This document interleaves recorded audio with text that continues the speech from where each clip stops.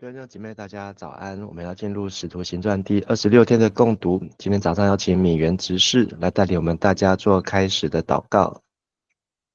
亲爱的天父，感谢你赐下新的一天，愿我们在这个清晨可以向你敞开，渴慕你的话语，求主能够用圣灵充满我们，引导我们今日的脚步，无论遇见什么事情，都学习依靠你，荣耀你，奉主耶稣的名祷告，阿们。阿们。好，谢谢。我们在昨天的《使徒行传》的第17章，跟着保罗的脚踪，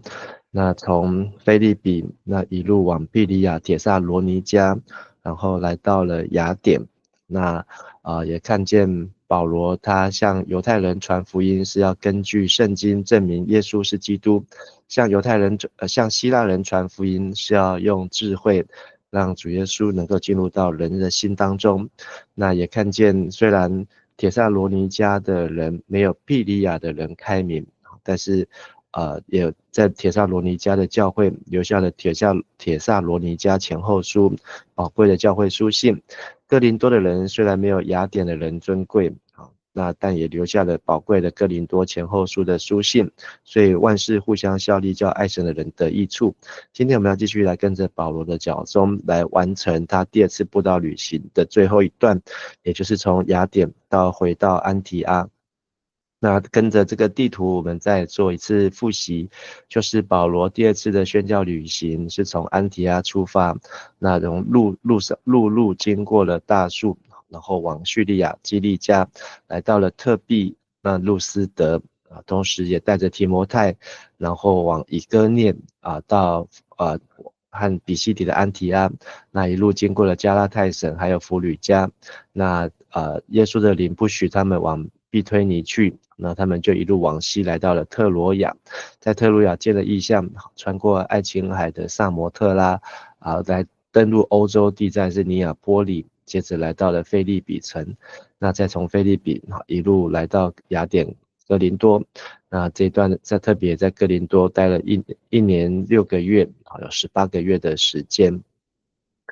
在这一段时间呢，所以同时也在哥林多的时期写下了帖撒罗尼迦的前后书，给教会书信。所以这是保罗第二次布道旅行，我们今天要看。然后这个哥林多后，再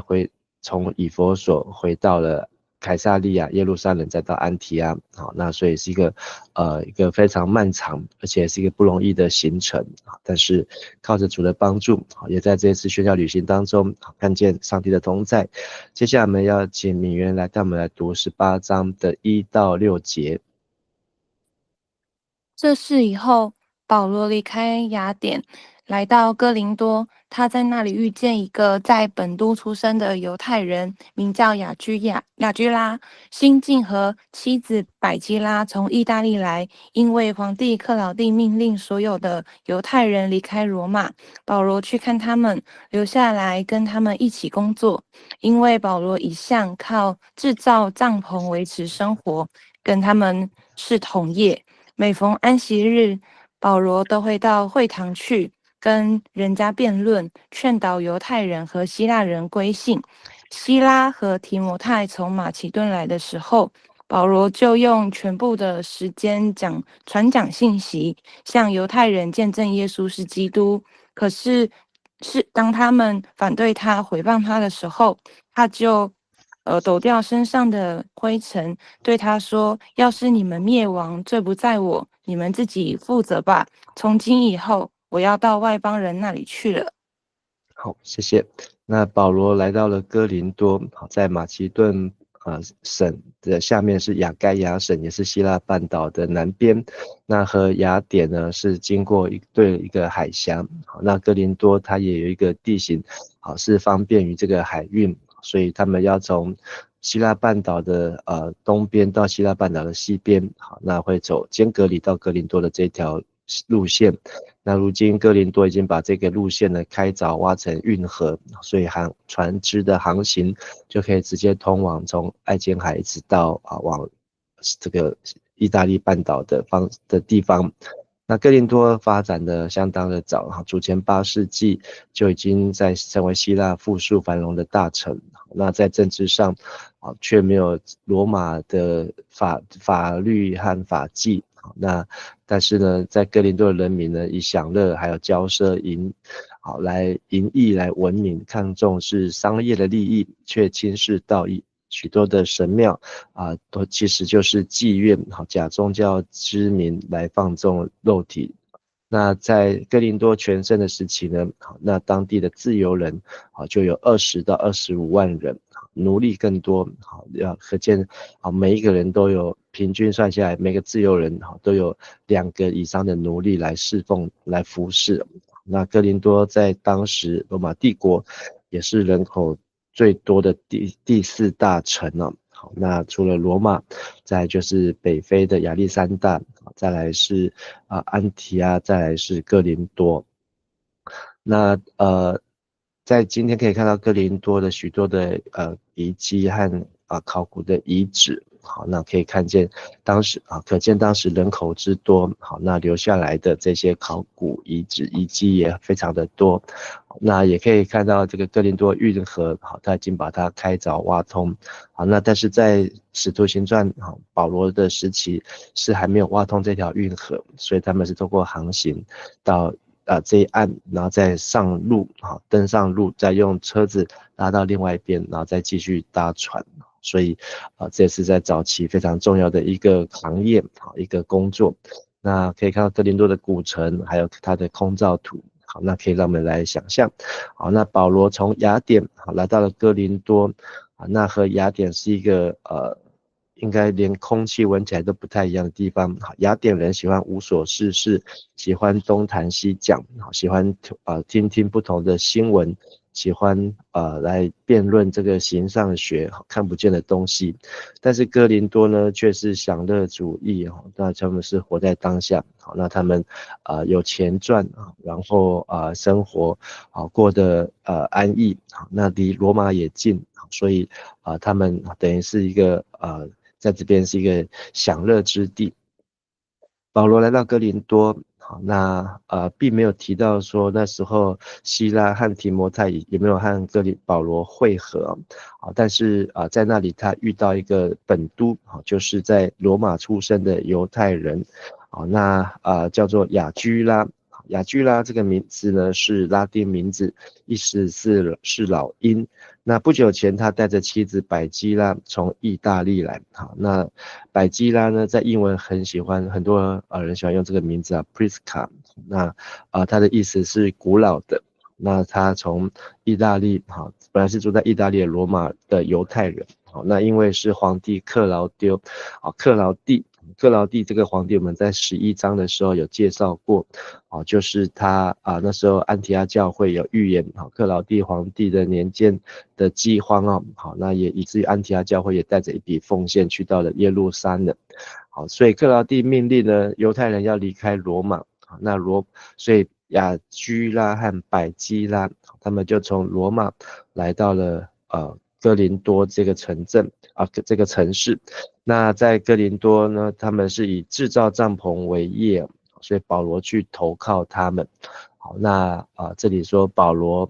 一向都靠制造帐篷维持生活，跟他们是同业。所以保罗的传道、保罗的布道、保罗的旅行呢，好，那教会的支持有限，因为这教会都才刚刚开始，或是还没有教会。那他这个安提阿教会就算差派他出去，那安提阿教会也不太可能一次供应他好这个数个月或是1、2年这么长这么多的经费。好，那他必须在一边宣教的旅途当中，一边来赚取好他的生活费，他才能够继续在这些的外邦的城镇来向外邦人来传福音了。好，那所以是这个非常不容易的。好，那每逢安息日，保罗都会到会堂跟犹太人来辩论。所以这个辩论呢是犹太人本来就有的一种信仰的形式，就是他们会提出圣经的话，提出这个信仰的议题，好，然后你一句我一句，东一句西一句，然后他们从这当中来找出上帝的心意。那保罗也是运用这样的方式和他们来谈论神的话，但是不仅是劝犹太人，连劝希腊人也来归信。所以我们可以看出保罗在这的布道当中，他还是会借着犹太人、犹太会堂，然后来向外邦人、来向希腊人，不仅是来介绍神，来介绍神的儿子，介绍耶稣基督是救主，是基督。那第5节讲到了希拉提摩太，那他们终于从马其顿，也就是保罗当时候离开他们的帖撒罗尼迦还有庇哩亚，这时候终于在哥林多会合。那这个是一个可见这次的分离呢，是一个非常的意外，非常的紧急，非常的临时，以至于他们没有办法好好的交代或是计划接下来要去哪里。但是他们都需要想办法活下来，想办法生存。那终于来到了哥林多会合，那所以保罗就用全部的时间来传讲信息。那这里是说和本说保罗专心传道，或是迫切传道。那就是他把他在这里除了工作赚取生活费，再来就是像这个哥林多人来传扬耶稣，向犹太人证明耶稣是基督。但是第6节，犹太人依然反对他或是毁谤他的时候，那保罗他就抖掉身上的衣服，你们的灭亡罪不在我，你们自己负责。这在撒母耳记下的第1章，这个有一个人来通报大卫王约拿单死了的时候呢，那大卫也讲了这一句，或是在列王记上的第2章的33节。那这里讲到约押的死的时候呢，这个大卫也讲了这一句所以大卫是一个这个非常公私分明，非常公义，那他也不会说谁的错就是由谁要来担当他的罪所以保罗在这里引用大卫的2个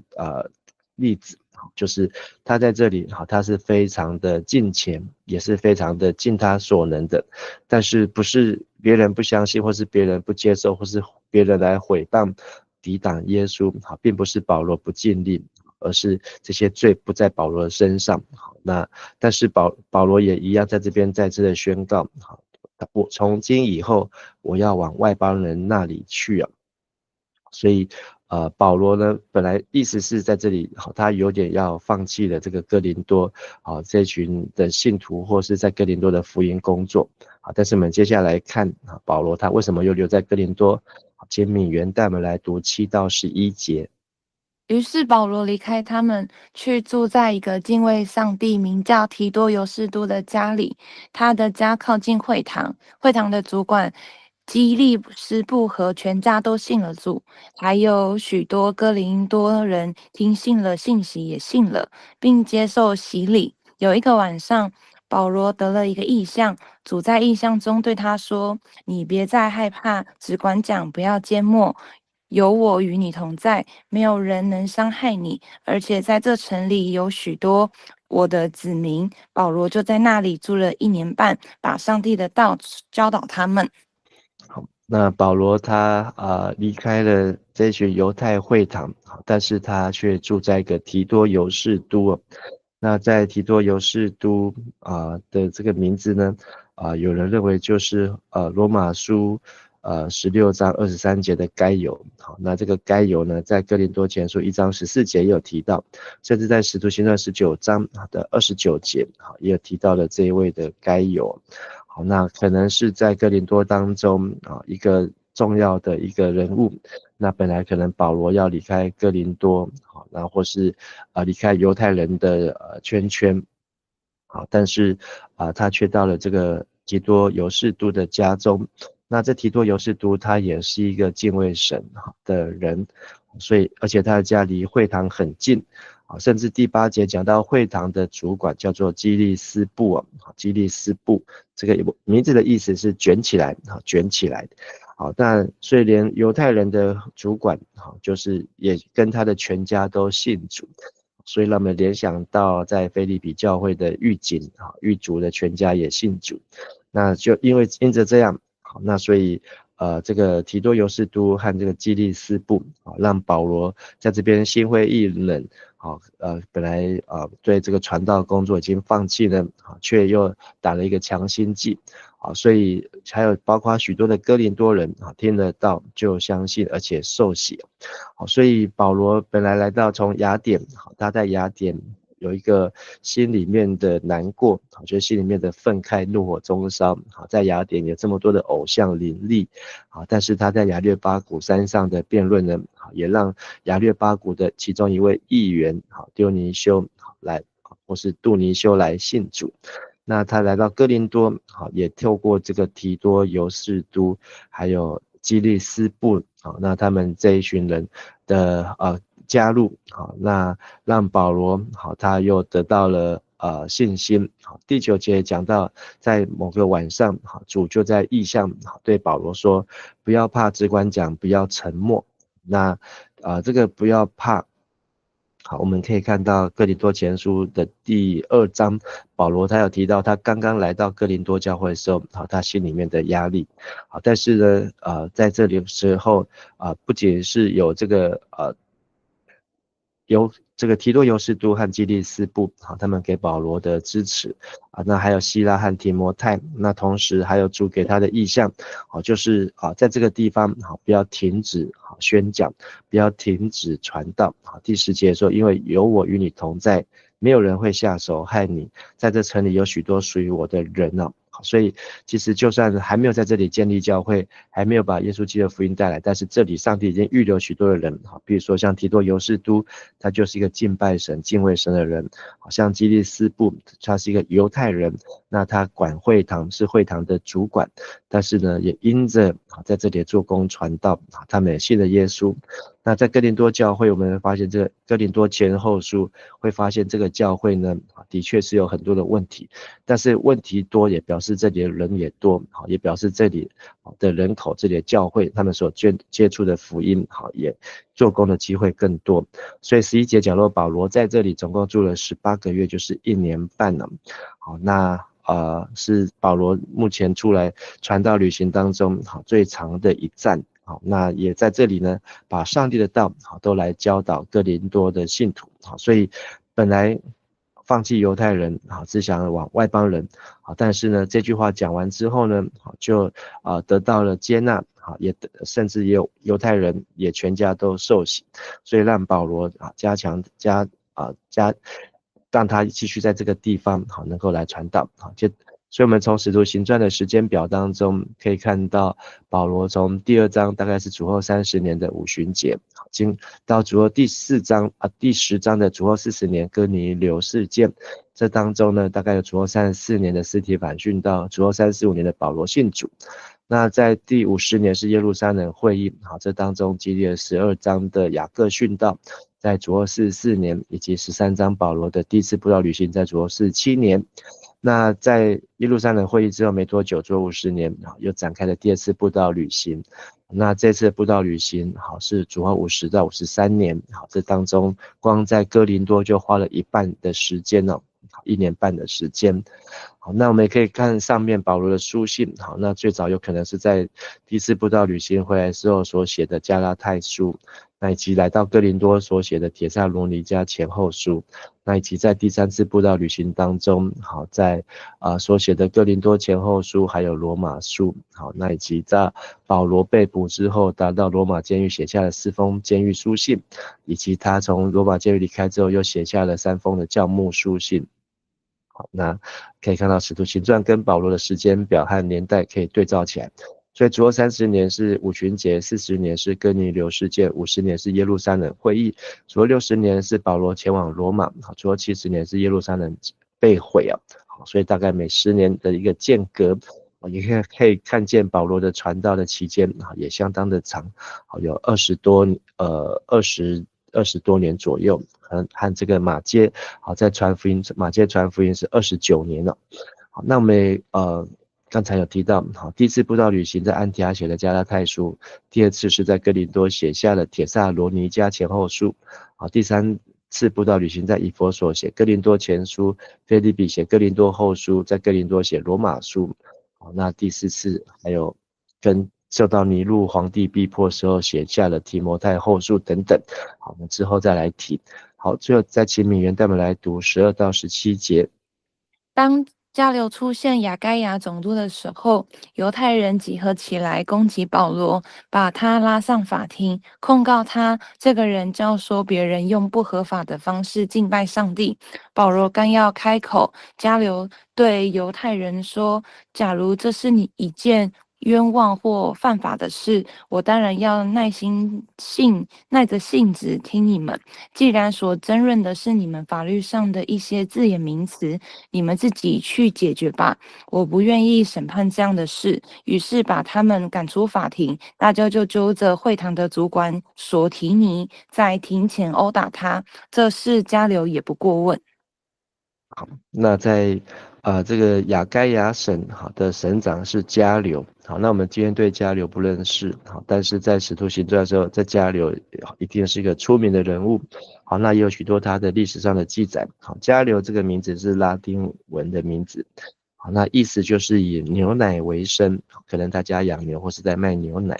好，那他是来自于西班牙，在西班牙出生。好，那他的弟弟呢是一个非常有名的心理家。好，这个呃呃呃，他的爸爸是一个演说家，好，是心理家。好，那他的弟弟也是政治家。好，所以他是一个政治家族。那他也来担任亚该亚的省长。好，但是他担任这个省长的时候呢，犹太人呢就趁着加流当省长的时候呢，齐心来攻击保罗。好，那跟前面他们在叫一些流氓来控告的方式手段几乎都很雷同。好，那也是来告状说保罗这一群人不按着律法好来敬拜神。那这次的告状呢，好，那保罗他他已经准备好，就是要辩论。但是这里提到说保罗刚要开口，加流呢就直接说了，说如果这是一个冤枉的事情或是奸恶的事情，我理当耐心听你们。好，那加流他也很清楚自己知道做这个亚该亚罗马省的省都的一个省长，好，他的角色和扮演的就是要来执法，好，就是要来维护这一套的罗马的法律。好，如果是有法律上的冤屈，但是呢，15节说你们既然辩论的是你们律法的事情，就是你们宗教律法上字眼名词，你们自己去解决吧，我也不愿意审判这样的事情呢。好，所以这个加流呢，好，他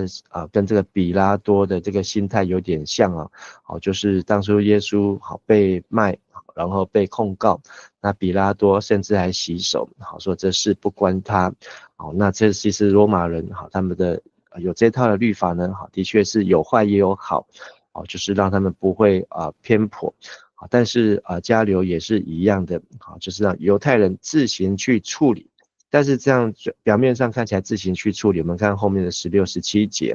好，所以既然加流不管了，好，那表示家里没大人，好，那现在犹太人就可以为所欲为。所以他们被加流撵出法庭，逐出法庭之后呢，他们就在外面就动私刑了，就揪住会堂的主管所提尼。好，那前面有讲到一个主管是基利斯布全家信主，好，但是现在又有另外一个会堂的主管所提尼。好，所提尼呢这个名字也在哥林多前书1章1节有提到他。好，那他的名字的意思是国家的拯救者。好，所以这个所提尼好，他的这个在这里出现呢，好，就他跟着保罗好同样被打，好，表示说除了基利斯布一家信主，还有其他的犹太人的主管也信主。好，所以更可以见到说保罗说你们的罪归到你们自己头上，与我无干，从今以后我要往外邦人那里去。好，虽然话才这样子说，但是我们可以看到更多的犹太人好反而来到了教会，好，连犹太人的会堂的主管好也都信了主。好，那最后再请敏元带我们来读18到22节。保罗在哥林多和信徒们又住了好些日子，然后离开他们，跟百基拉和雅居拉一道坐船往叙利亚去。动身以前，他在间隔里把头发剪掉了，因为他曾经许下一个愿。他们到了以弗所，在那里，保罗向百基拉和雅居拉告别，自己到会堂去跟犹太人辩论。大家请他留下来多住些日子，但保罗不答应。临别的时候，他对他们说：“如果是上帝的旨意，我会再回到你们这里来。”于是保罗又从以弗所上船。保罗一到凯撒利亚，就上耶路撒冷探望教会，然后去安提阿。好，谢谢。那这里就讲到保罗第二次布道旅行最后的画下来的句点了。好，那所以保罗在哥林多停留了1年半。好，那又和这些的信徒，不论是犹太人的信徒、希腊人的信徒，好，一起同住，那才离开。好，那这次离开呢，就不像是前面有的是被迫离开。好，那这次可能是时间到了。好，那保罗他必须要回去耶路撒冷，回到安提阿。那跟他们离开的还有百基拉和雅居拉。好，那这一段呢，也是为接下来的经文好来做一个铺陈。好，就是亚波罗好，他到了以弗所。所以百基拉、雅居拉他们对不起，我们本来雅居拉是先生，百基拉是妻子。好，那除了一开始介绍他们之后呢，好，那在圣经上大部分的出现都是百基拉好的名字放在前面。好，就妻子的名字放在先生的名字的前面。好，这是很特别。好，所以可以看见这对夫妻这位太太她的这个能力，还有她的这个有这个领导者的风范。那他们就跟着保罗一起坐船要往叙利亚。好，那本来是要一起去到了安提阿。好，这个叙利亚就是指这个叙利亚的安提阿。那在动身以前呢，保罗就来到了间隔里。好，那就是在哥林多的旁边，把头发剪掉。好，因为他曾经许愿。那这里没有讲到许愿。好，但是许愿我们可以从这个拿西尔人知道。好，他们若要做拿西尔人是不可以剪头发。好，因为他们要向神许愿。所以这个哈拿好向神许愿要一个儿子，那就说要让他终身做拿西尔人。好，可见撒母耳他如果终身做拿西尔人，好，那他可能终身一辈子是不剪头发的。那这个百基拉、雅居拉，好，在这个路上，好，那可是保罗为什么许愿？好，那这个愿望达成或是还愿的时候呢，就要剪头发。好，所以保罗来到间隔里剪掉了头发。那这里就可以让我们有几个线索。好，那他许愿是什么呢？好，虽然路加没有写出来，但是我们把前面后面18章连贯起来。保罗许的愿跟主在异象当中对他说的不要怕，只管讲，不要沉默，好，有可能很大的关系。好，可能保罗在这里也许愿说，如果上帝可以把他活着带离开哥林多教会，好，那他在这段期间，好，他就要做拿西尔人。好，他就要不喝酒，不剪头发，好，这一类的。好，那所以当他离开哥林多，他就许愿。好，可见好，他这个愿望一定是在哥林多有关，而且在哥林多许下。那他们离开哥林多，在间隔里剪头发。好，那要搭船要去安提阿。好，但是这个航行好，那时候没有远航，他们停在以弗所。好，那以弗所呢，保罗就向百基拉和雅居拉告别，好，自己去会堂跟犹太人辩论了。好，那所以表示说呢，百基拉、雅居拉，好，本来出发的时候他们是要一起去安提阿的，但是现在保罗把他们留在了以弗所，把这对夫妻。那为什么留下来呢？好，那我们从第3次的布道旅行，好，就可以知道这个城市也非常的重要，保罗也非常的看重。但是毕竟他这趟出门已经将近快3年的时间，他也没有想到他这趟出门会多久。好，但是他现在能够活着离开哥林多，好，那回去到这个耶路撒冷，好，到安提阿，好，所以他也不能够延误他现在的脚步，好，行程。所以就算以弗所教会的信徒，好，请保罗留下来，但是保罗不愿意答应。但是他有说一句话，如果是上帝的旨意，我会再回到你们这里来。这是第2次布道旅行。那第3次布道旅行的时候呢，保罗在离开以弗所的时候，最后一次离开以弗所，也有跟这些以弗所的长老一起跪着祷告，然后叫他们要记得主耶稣所说的话，施比受更有福。所以可见以弗所教会跟保罗之间的关系是非常的密切。如果我们读以弗所说，今天时间不够，我们就不再讲到。好，那再讲到明天继续再补充。好，那保罗离开以弗所，好，搭船到凯撒利亚，好，终于回到了叙利亚，然后进上耶路撒冷，再去探望教会，并且去报告这次布道旅行的行程，才去安提阿。好，那在圣经当中呢，这里是用一个逗点是一个逗点，好，因为后面马上接的是23节。好，现在中译本是用逗点，和本是用句点。那但是23节开始呢，就是第3次布道旅行的开始。好，我们明天会再继续。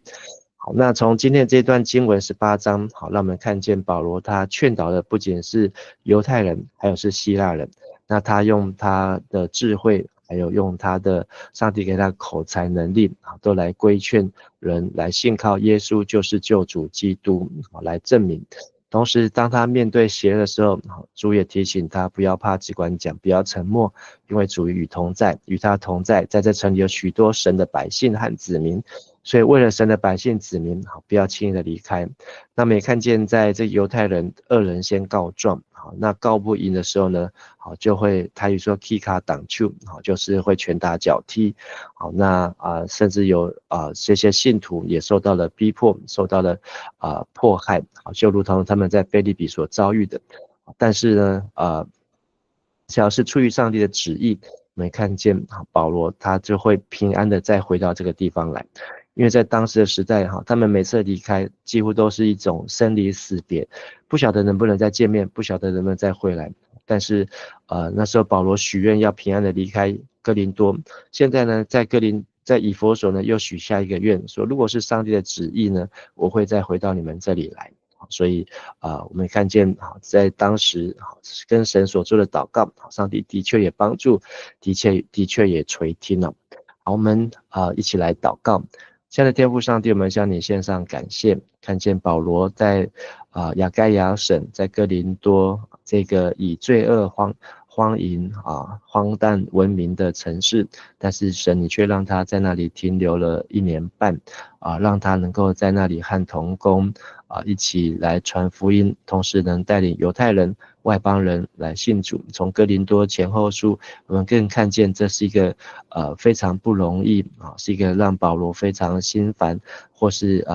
让他非常头痛的教会。但是借着圣灵的帮助，我们从哥林多前后书得到许多宝贵的学习，宝贵的经验，这一切都是出于上帝的美意。所以求你帮助我们，让我们在做每一件的工，或是每到一个地方，都能够寻求上帝的旨意，知道上帝为什么把我们带到这个地方，也知道上帝为什么把我们带离开这个地方，让我们所做的一切，所说的一切，都能够来完成上帝的旨意，来宣扬主你的名，能够向人来证明耶稣就是基督，是神的独生子。我们这样子祷告祈求，奉靠主耶稣基督的名求，阿们。谢谢敏媛，谢谢大家，大家平安。谢谢牧师，谢谢牧师，平安，谢谢牧师，谢谢平安，平安，谢谢牧师，谢谢。